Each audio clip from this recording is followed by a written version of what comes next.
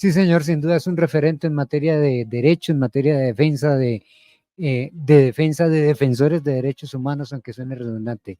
Jessica Hoyos, presidente del colectivo de abogados José Alvear Restrepo, buenos días, bienvenida. Muy buenos días, Germán, Andrés, a todos en la mesa y a los oyentes. Doctora Jessica, por su voz veo que es muy joven. Sí, es una mujer joven. Una mujer muy joven, sí, señor. Yo le voy a entrar de entrada, le voy a hacer la pregunta. Alguien me dijo hace poco, fui al colectivo a buscar una consulta y ellos están llenos de trabajo y no fue posible. Eso es así, son tan famosos ustedes, también les ha ido en el tema de Comisión Interamericana de Derechos Humanos. Este colectivo se fue y se disparó como uno de los mejores de Colombia. Pues orgullosamente tengo que decir que es una de las organizaciones de derechos humanos pues que lleva mucho tiempo en el país. Tenemos 45 años y que los 45 años, pues los diferentes abogados y abogadas que han pasado por la institución se han dedicado realmente con mucho esfuerzo a representar a las diferentes víctimas principalmente de crímenes de Estado, a promover que en Colombia existe el cumplimiento de los derechos humanos y sobre todo la protección a los defensores y defensoras de derechos humanos en el territorio.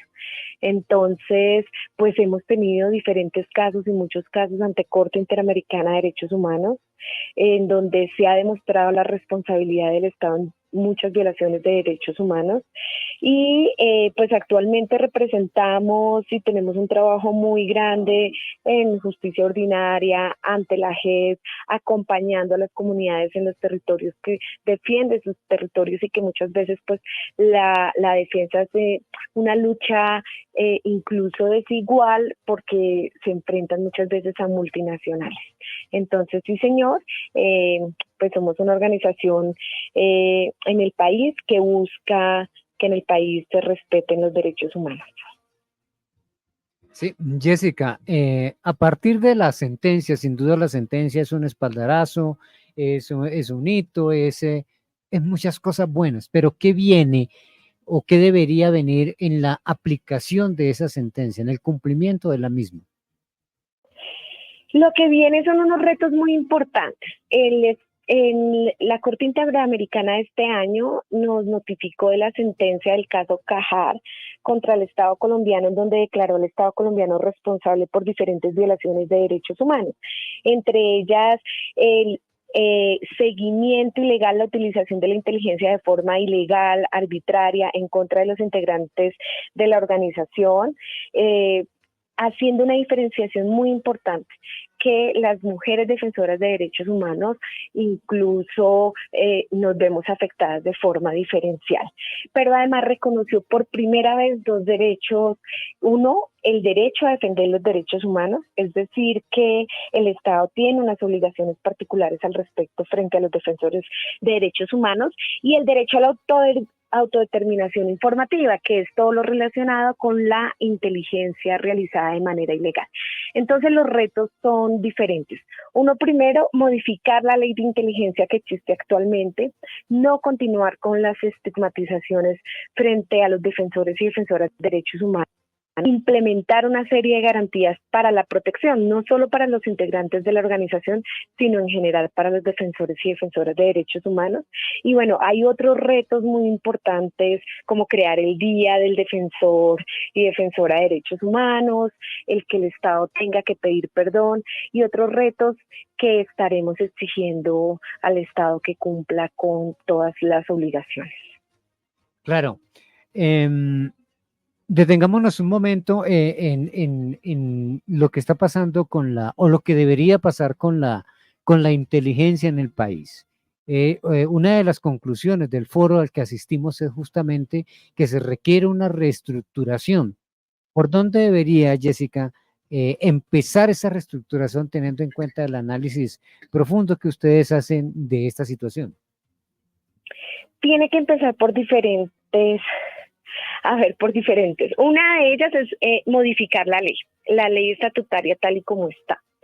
Entre otras de las propuestas que se hicieron en el foro es que se tiene que separar la inteligencia, o sea, no toda debería estar dirigiéndola al Ejército Nacional. Acá, si bien es cierto, hay un órgano civil de inteligencia que es la Dirección Nacional de Inteligencia, pues se debería separar esas funciones, que, por ejemplo, integrantes del Ejército no hagan labores de inteligencia en contra de civiles, sino que pues esto sea una función más de organismos civiles, que haya controles reales de terceros, porque es que hacerse el control uno mismo, pues difícil, la misma institución, y por eso es que acá se ha incluido como enemigos internos pues a las organizaciones sindicales, a las organizaciones de derechos humanos, a quienes reclaman por el cumplimiento del Estado Social de Derecho.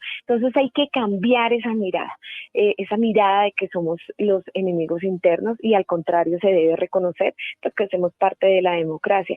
Incluso los periodistas ustedes en su importante labor han denunciado varios hechos en donde también han sido incluidos en estas labores ilegales de inteligencia. Entonces ese es un reto, hay que cambiar eso, y tenemos el reto de ver cómo desclasificamos esa información, que es importante para la sociedad, para que como Colombia conozcamos lo que pasó y sobre todo que nunca más vuelva a ocurrir. Doctora Jessica, ¿me puede explicar un poco más a fondo desclasificar la información qué es? Sí, señor, esa es una buena pregunta.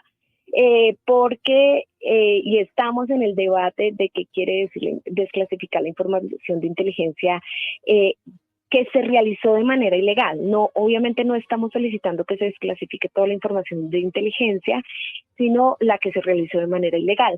Y un poco muy en términos generales de lo que hemos planteado son varias cosas. Una primera es que la información de inteligencia tiene una reserva.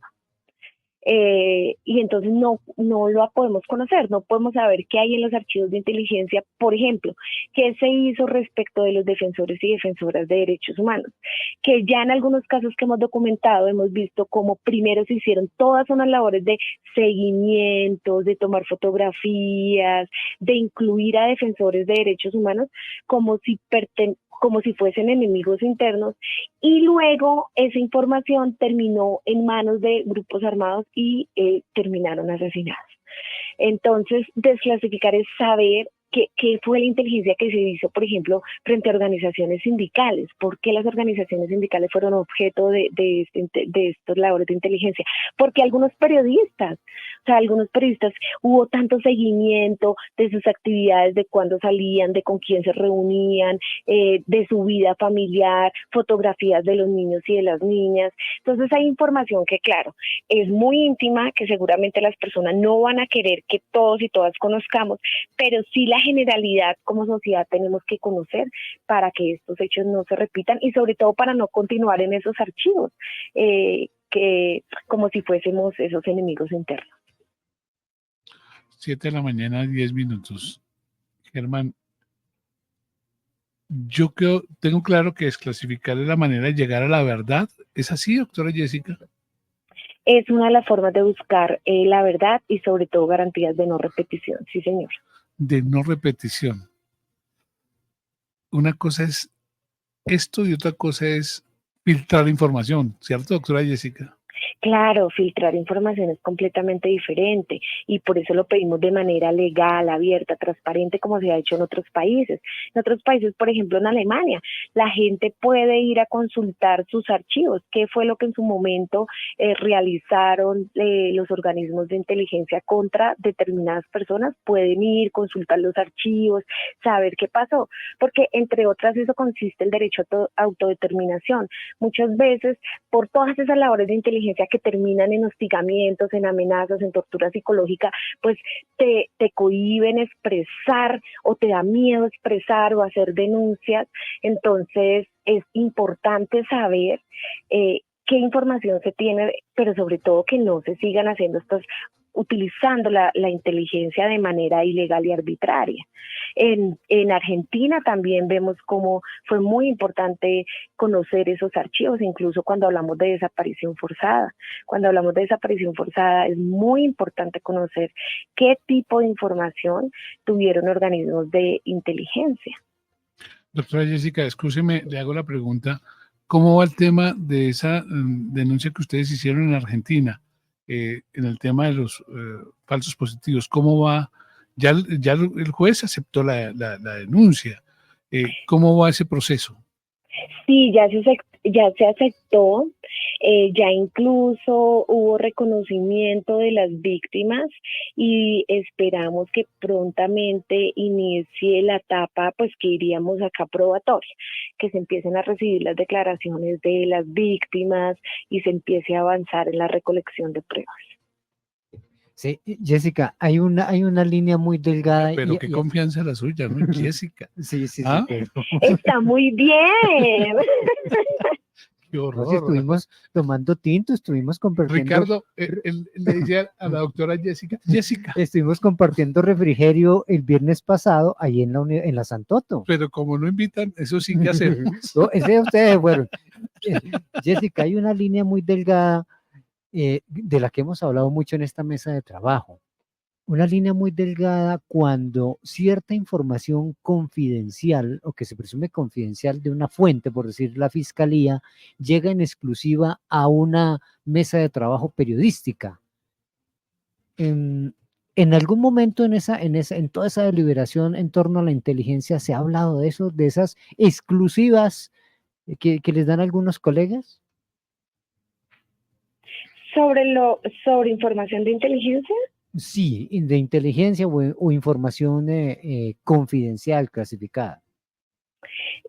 Claro, pero esa información confidencial y clasificada, pues que ustedes, los periodistas, con su labor importante de investigación, han revelado a la sociedad, eso no lo hemos discutido en este momento porque vamos más es hacia la generalidad, hacia acá no, lo que no se pide que saquen como esa chiva, como se dicen, como utilizan en el lenguaje periodístico, sino que realmente en las instituciones las instituciones que hacen labores de inteligencia, se haga un trabajo juicioso y se sepa realmente qué es lo que hay.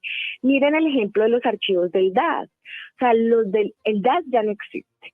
Hoy los archivos siguen bajo reserva. Mucha de esa información incluso tiene más de 30 años. La ley dice que los archivos de inteligencia deben conservar una reserva máximo de 30 años.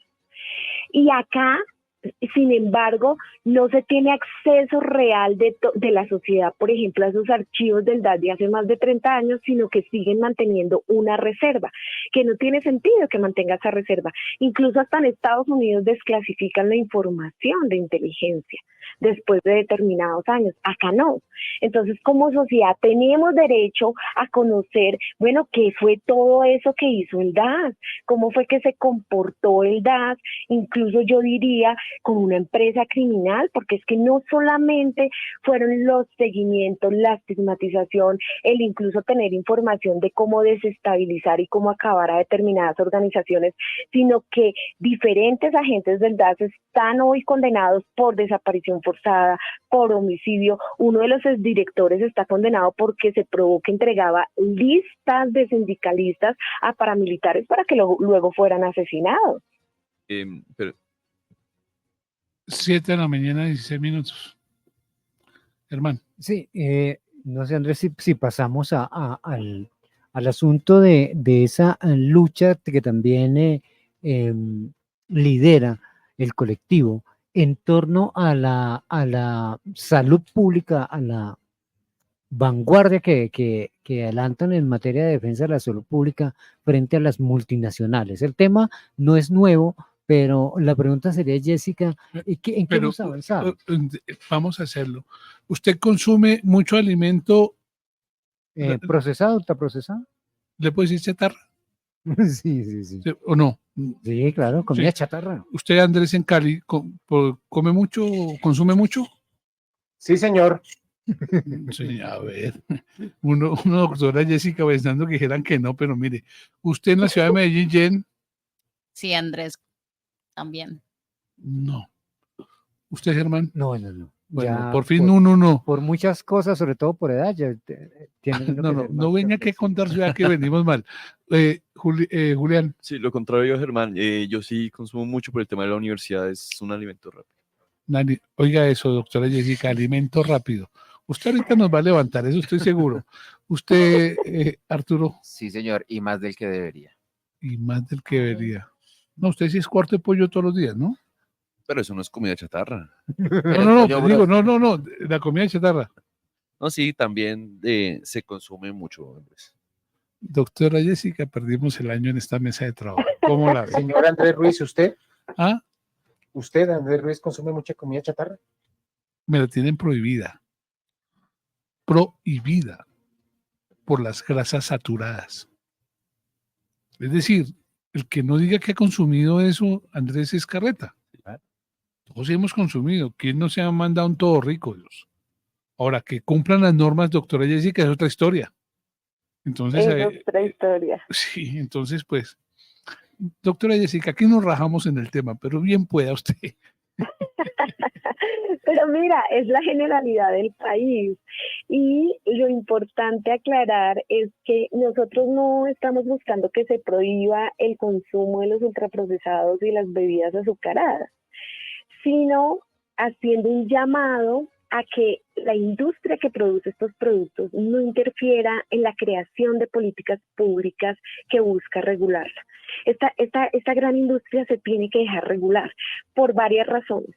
Una principal es que definitivamente esa dieta corporativa pues hoy está instalada en nuestros hogares. Ya lo han dicho ustedes en esta mínima encuesta y creo que si hacemos una encuesta en el país vemos cómo cada día está más y más instalada en nuestros hogares. Y esto pues es preocupante para la Organización Mundial de la Salud porque ha documentado cómo han ido creciendo las enfermedades no transmisibles y ha dicho esto ya es una pandemia. Es una pandemia en la forma como está creciendo las enfermedades no transmisibles producidas por el consumo de los ultraprocesados y las bebidas azucaradas. Por eso es que organizaciones pues muy grandes, muy importantes de este país como Red Papás, como FIAN, como de Justicia, en su momento empezaron a promover que se aplicaran las recomendaciones de la Organización Mundial de la Salud. Una, el etiquetado frontal de advertencia, que hoy ya existe gracias a la labor de la ciudadanía que empezó a reclamar y exigió por más de 8 años al Congreso de la República que regulara la comida chatarra, el etiquetado frontal de advertencia. Y seguro ustedes se habrán llevado la sorpresa de que muchos productos que se les vendían como saludables, pues tienen hoy hasta 2, 3 y hasta 4 sellos octagonales, que te dicen claramente, ojo, que ese producto contiene alguno de estos ingredientes que puede afectar tu salud. Y se creó pues el impuesto a las bebidas azucaradas y a los ultraprocesados, una medida que ya existía en más de 72 países del mundo, no somos los pioneros, y que es necesaria para regular sobre todo el alto consumo de bebidas azucaradas. Pero falta regular los ambientes escolares, así como en las universidades nos contaba alguien de la mesa, pues es lo más fácil que tienen acceso los jóvenes, pues lo más preocupante es que nuestros niños, niñas y adolescentes tengan ese acceso fácil a los ultraprocesados y no a comida real, y más en un país como el nuestro. Y finalmente la regulación del marketing, porque el marketing, mira, lo dijo en su momento la relatora especial para el derecho a la alimentación y la salud, los dos relatores dijeron es que el marketing agresivo termina afectando el derecho a la salud y a la alimentación. Y lo dijo el relator en su informe de mayo, que a propósito está acá en Colombia, el relator especial frente a la pobreza. Él dijo es que el marketing se tiene que regular porque ese marketing que hacen, esa publicidad todo el tiempo, todo el día, toda hora, que se hace de los diferentes productos, pues terminan afectando derechos humanos. Y acá tiene que primar los derechos por encima de los intereses económicos. Jessica, a manera de pedagogía, una intervención desde Medellín. Jen. Doctora Jessica, ¿cómo la comida chatarra impacta en la salud metabólica y el peso corporal? Yo también estudio los sábados y mi comida es a veces la hamburguesa, las mandingas y las gaseosas negras. Mira, yo aclaro que yo no soy nutricionista ni médica. Yo soy abogada, pero cómo impacta, y esto lo digo más en términos más sencillos, impacta de muchas formas, entre otras porque tiene determinados ingredientes, o por ejemplo cuando se habla de altos en azúcares o las grasas trans, que lo que hace es llegar al cerebro, satisfacer muy rápidamente, pero no saciar el hambre, pues porque es escaso o como dicen los médicos, tiene nutrientes críticos, es decir, no te está alimentando, por eso nosotros no le llamamos alimentos, sino decimos son comestibles ultraprocesados, no son alimentos reales, y lo que hace es que la gente pues va a tener mucha más hambre, va a querer consumir más el producto, más, y no va a tener esa regulación en el metabolismo de poder parar, de decir ya estoy lleno. Entonces eso es un impacto muy fuerte, y por eso se termina incluso consumiendo más y más esos productos. Sí. Bueno, 7:23, estamos con Jessica Hoyos, presidenta del colectivo de abogados José Alvear Restrepo. Señor Julián Prieto, su pregunta para Jessica. Sí, doctora Hoyos, hay un sector de la población que tiene como actividad económica la comida chatarra. ¿A estas personas les afecta la regulación de igual forma que las grandes corporaciones? No les afecta, o sea, tienen que cumplir las regulaciones, y realmente es que quien produce los ultraprocesados no son pequeñas compañías.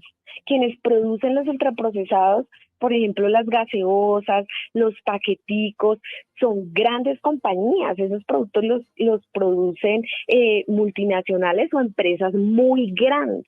Eso está prácticamente en un monopolio. Cuando nosotros vemos todos estos productos, podemos contar fácilmente no más de 10 empresas, de grandes empresas. Entonces es frente a ellas que exigimos, incluso el mensaje es: ustedes pueden incluso reformularse, no producir ultraprocesados, sino otras formas para que la gente pueda alimentarse mejor. Y el mensaje al Estado es, bueno, empiece a publicitar y a fortalecer a quienes producen la comida real. ¿Quiénes son? Los campesinos. En un país completamente biodiverso, en donde tenemos acceso fácilmente a frutas de temporada, a vegetales, a incluso la papa, la yuca, el plátano. Es comida real que realmente nos alimenta y que ayuda a fortalecer el sector campesino. Doctora Jessica, déjeme hacerle una pregunta para despedirla. ¿Le gusta el arroz a la girasol? ¿Y cuál es el arroz a la girasol? Arroz con huevo frito. ¡Ay, me encanta el arroz con huevo frito! ¿Ese vuelve sería comida chatarra para usted?